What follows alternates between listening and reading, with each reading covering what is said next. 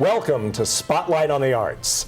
I'm your host, Bill Hirschman. I'm chief critic and editor of FloridaTheaterOnStage.com, and I'm here once again with our usual panel of terrific experts in the theatrical field and those of the arts. We will start with Iris Acker, our producer, veteran actress, writer, teacher, director, and has a long, long list of credits. Then, over here is Karen Stevens, veteran actress herself and winner of many awards. And to her right, or to her left, is the general dog's body and actor, writer, producer, director, and scenic designer, Michael McKeever. Thank you for joining us today. We have a very special guest that we're very proud to have here. We have the president and CEO of the Broward Center for the Performing Arts, Kelley Shannley. Thank you for coming and being on and submitting to all this. Thanks, Bill. Great to be here. Great to be here. One of the things that we want to talk about is that the Broward Center is now entering its 23rd season, if that's correct. And over the years, it has grown its audience steadily. I want you to talk a little, we're going to talk a little bit about the audience experience. You have done a great deal in recent years to build up not just the size of the audience, but the actual experience of what the audience is receiving when they come into your operation. Now, you've just finished, if I remember right, a $56 million capital campaign that has produced what kinds of projects that enhance the audience experience? Well, before we started this project, we really engaged the audience in the process of talking about what the Broward Center should be for the next 20 years. Because we were on the verge of our 20th anniversary. We knew the place needed a little bit of work, but we really wanted to think critically about how we could enhance the experience of audiences moving forward. Get more engaged with them, provide the experiences they're looking for, and really also capitalize on the experiences we were already providing in the area of education. So we engaged in focus groups. We brought in marketing firms to look at how people are using the theater, how we could create a better experience. And we took our cues from the outside world, who's doing it well, and what sort of things could we be providing here at the center that would make the experience better and get the audience more engaged. Kelley, did you invite the audience in to ask what they would? Yes, we sure did. We spent a good amount of time in focus groups. So the focus groups of the audience. And we brought in various kinds of focus groups. So we had a group of, say, Broadway subscribers, and then we tried to grab a group of people that had come like twice in 5 years. You know? And so casual attenders plus heavy attenders, and it was a really informative experience for us, and it really did a lot to inform the vision of what became the Broward Center through this renovation. And what did that result in? So what that resulted in was really two larger pieces of new construction on the campus. So we've got the Huizenga Pavilion right down on the river. It's a gesture down towards the Riverwalk and the new river, really capitalizing on this great context we have. What is the Huizenga? Inside the Huizenga Pavilion, you've got an event space, a banquet space, which really drew that type of activity out of our existing Abdo New River room, so we could focus more on that as a performance space, a cabaret theater in there, which it's really done well with Laughing Matters primarily over the past few years. And now this year we're doing lots of various theater programs in there, and it's a great intimate experience for theater, 150 people, cabaret style. It's become a great room.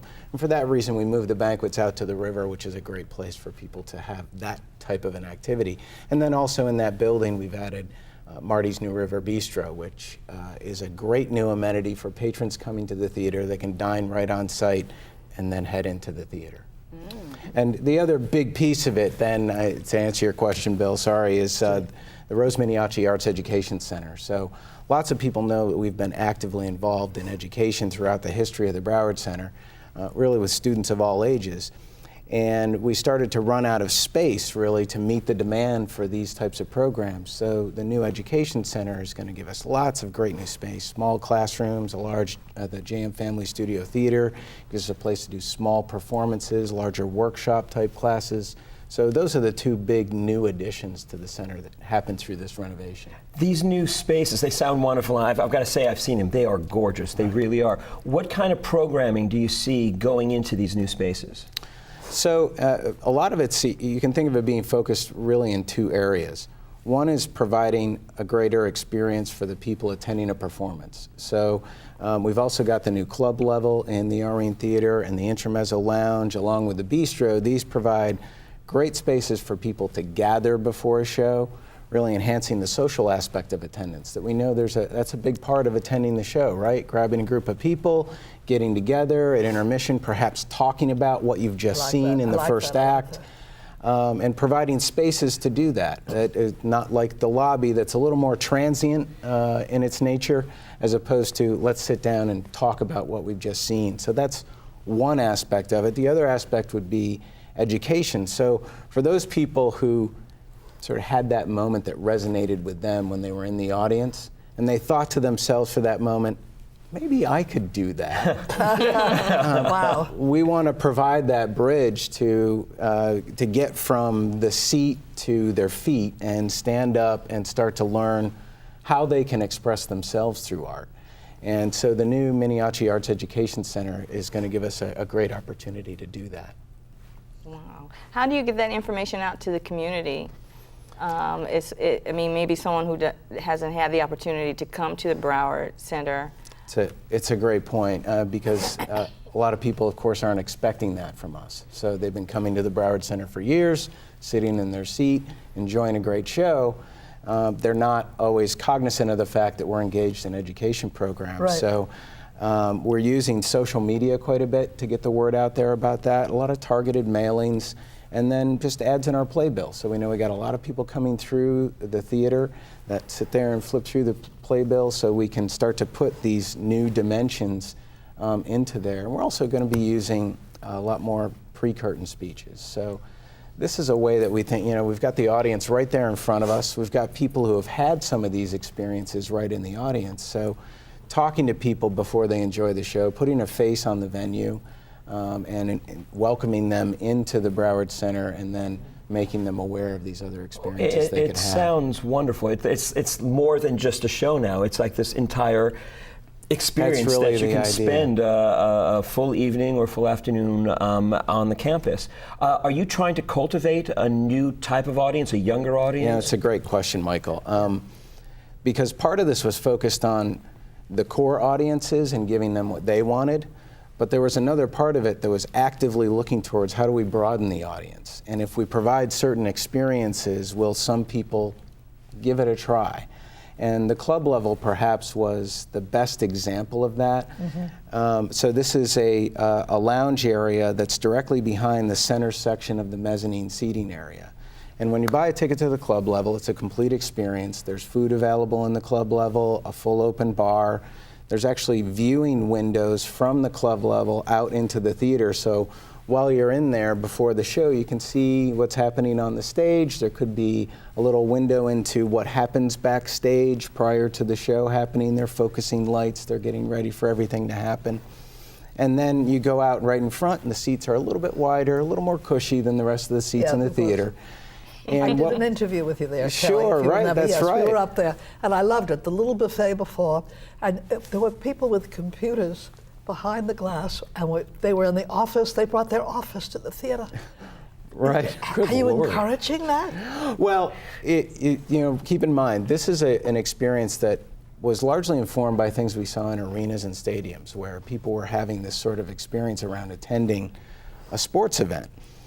But we needed to make it adaptable to a theater environment. We needed to not do anything to destroy sort of the sanctity, you will, of what happens inside the space. Mm-hmm.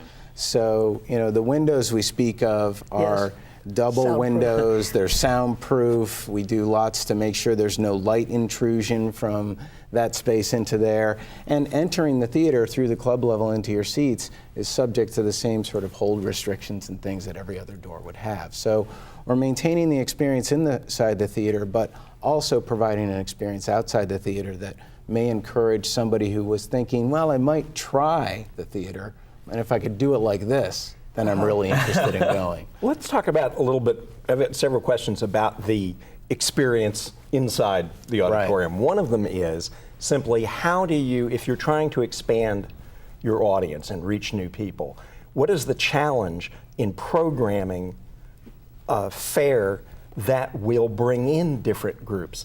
it would seem difficult. Many regional theaters are very stuck, or not stuck, but have a very definite target audience. And every time they walk outside that target, their audience rebels. But you're trying to reach a large number of groups. How do you program to do that? Well, one of the things we depend on is Broadway in New York reinvents itself every year. And so there's new products coming up. There's a lot of people up there who are thinking about how do we reach those new audiences. And a lot of the shows that are coming off of Broadway and out onto the road have a really broad appeal. So you look at an audience that's attending maybe a 4-week run of Phantom of the Opera or The Lion King, some of the bigger blockbuster shows. By definition, if you're going to have 4 weeks of activity in the El-Rey Theater, you're going to reach a lot of people. It's a broad swath of the potential audiences here in South Florida. A lot of them first time ever attending the theater. So they've sort of tuned in to the popular titles and the notion of Disney's The Lion King or Phantom of the Opera, but they're coming in now, they're having an experience in the theater, and hopefully that's going to cultivate a person that is willing to come back and try other theater options and get more deeply involved in that genre. How do you I have noticed that, particularly for the Broadway Across America season, I'm getting a lot more emails and a lot of, am I correct in that there seems to be a more aggressive marketing and advertising effort on your guys' part? Well, if you're reporting that, then maybe that's true. I'm glad to hear it, Bill, honestly. I would say that it may be more aggressive, it may just be more targeted, and hopefully it's the type of thing that goes to the point where you're not ready to get off of that email list. We never want to reach the point where we're becoming spam to people. But there's certainly a lot more happening in the digital environment. So using email, social media, things like that to reach audiences has become a much more substantive part of a marketing. Talk about plan. that I was just social going to say, media. it's really fascinating to me how much social media has become a part of the arts marketing strategy. Right. Could you touch base on your using Facebook and other forms of social media? Well, and it also relates back to what we were talking before in terms of audience engagement and the audience experience. So you can use social media to transmit that sort of behind-the-scenes point of view that you aren't able to transmit in any other way. We couldn't buy an ad in the newspaper that says, "Hey, look, Phantom's loading in." So, but with social media, you can have a photograph of the 20 trucks lining up outside, the venue, and sort of capture the excitement of that moment that people don't often get to see. Of, wow, look at all the stuff they're bringing in, and isn't that really interesting? So it gives us a chance to sort of give a window into that world, the behind-the-scenes look that a lot of people are craving out there. So it's that, and then it's engaging younger audiences, too, that are so active in these media that it's a great way to reach that younger audience, everybody is trying to. And I think another way that perhaps you are doing it is with your educational program. I'm sure in your focus group, it probably came out that the audience, maybe the women probably are saying, I've always wanted to take classes. And I haven't had the guts. I mean, I don't want to call it a hobby, but it's something I've always wanted to do and try. It's like finding out what the actors are actually doing and how they're doing it, and you've done it. Yes, that's true. Let's talk about the average audience. Now, what's interesting is in one of the focus groups, as we were talking about the Broward Center and the scope of its activity, especially in the educational space, there was a woman, I remember the moment, she raised her hand and said, "Can I go to that class?" Because it sounded so appealing, right? I can understand that, I really can. And it was a bit of an eye-opener to say, we really need to provide this more broadly to all ages. So. The other thing I'd like to touch on is handicap. These classes you're doing, and I don't think anybody else is doing it specifically as you are. I'd love to know, how did that happen? Well, a couple things about that. First of all, we've become really a leader in the state of Florida with a lot of direction from the Kennedy Center for the Arts in terms of providing programs in the theater for people with disabilities. So, we've used closed captioning programs, we've used audio description for people that are visually impaired. So there's someone sitting in the audience who can't quite see everything that's going on, and they're wearing an earpiece where somebody's describing what's occurring on stage. It's been extremely popular with people that just haven't had access to theater because that hasn't been available. So that has really taken us down this road of addressing the market of people with disabilities and trying to serve that constituency. And in the education space, there's a lot to be done using art as a way to reach, for example, kids with autism. So getting them into a room with artists and being able to sort of unlock a communication channel with a student with autism. There's a great story, if I could just for a minute. Sure. Please. About an education program like that with a group of kids there was an autism student that was mainstreamed in the group of kids that came in from a school to an arts center. And they had a little program where you put these two eyes on your finger and it becomes a finger puppet. Yeah. And you would, just play out a play. It's just teaching them how to act with, it doesn't have to be them. You sort of have this distance between you and the puppet. So all the kids are doing it. And there's this child with autism in the class who had never spoken to anyone in the room besides a little bit of interaction with the teacher. And she grabbed this finger puppet and started to talk to people as her. Oh my. And so, like I said, it opened up that channel of communication to her, and the teachers, of course, were stunned to see this happening. By the way, the kids in the room did the right thing, and they got right in there and started talking to her, and there was this great moment of discovery for both that student and the rest of the people in the room. So I think there's lots of ways you can reach kids through the art, use it as a tool for education, for reaching people with disabilities. There's a lot to be just the fact that you're done doing in that area. Right. Right. Now, we want to take a step back. We're talking about the audience experience. We ought to talk about who your audience is. Right. What is the size of the number of people who come through? Do you have an idea what demographics you're reaching, either ethnicity or income or age or anything along those lines? Or do more people want to see a certain kind of fair than another? What is your audience research showing you? Who is this audience we're talking about? I think the first thing to understand about the audience is there's almost 600,000 people a year coming through the doors of the Broward Center for all types of things you can imagine. So it's really, it ends up being a really good look at the general demographics of South Florida. So we may make a little bit of an extra effort to try to reach out to constituencies that either we don't see they're attending, but we see there's a big population base. And we may reach out to them with specific programming for them.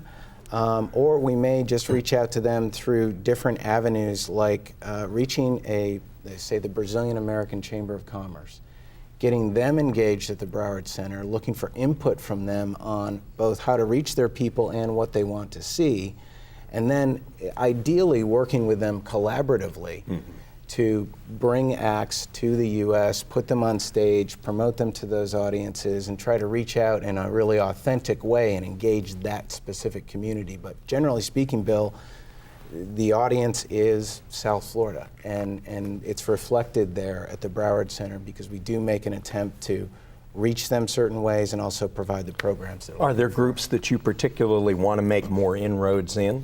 Well, there's groups that we want to make more inroads in, but there's also groups that maybe form that core constituency that is supporting a lot. They're heavy consumers of the programs, and those are kind of obvious. So people coming into South Florida that are retired or at least empty nesters with the leisure time, the disposable income, and particularly people that are moving to South Florida that are interested in engaging socially, finding a way to get involved here because they've lived maybe in another community for most of their lives, and now they're looking for a way to plug in down here. And that's another reason that we get back to all these social aspects of attendance and trying to facilitate that and provide places to do it, and membership does it, subscription programs do it, getting those people together with common-minded people helps make all that happen. Along the same lines as that, I'd like to talk about one of my favorite subjects, food. You've introduced a restaurant now onto the campus, yes? Yes, Which is absolutely. wonderful, because when you go to the theater, when you go to an event like that, it's always an ordeal to make sure that you schedule it right, that you go to the restaurant, then parking becomes an issue. So it's great that you have some place that folks can eat right there on the campus. Could you talk about that? Well, that's absolutely right. I mean, you bring up a great point, which is, you want to relieve that sort of point of anxiety about attending the theater. Man, it's going to be a tight, schedule trying to get to the restaurant and then get there on time. So for people that's really important to provide that reliable method of getting parking once, getting a meal on site, and then going to the theater, that's great.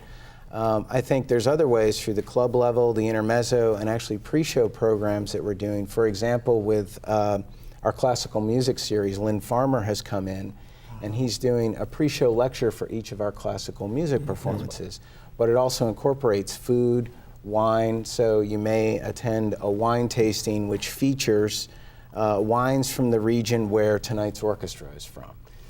He often tries to find ways to tie in the food and the wine to the art that you're about to experience. And then, of course, giving you some background on the artist and the piece of work they're going to perform. So we're trying to add those dimensions to it, and we know that food and wine and these types of things are also an important part of the experience of attending.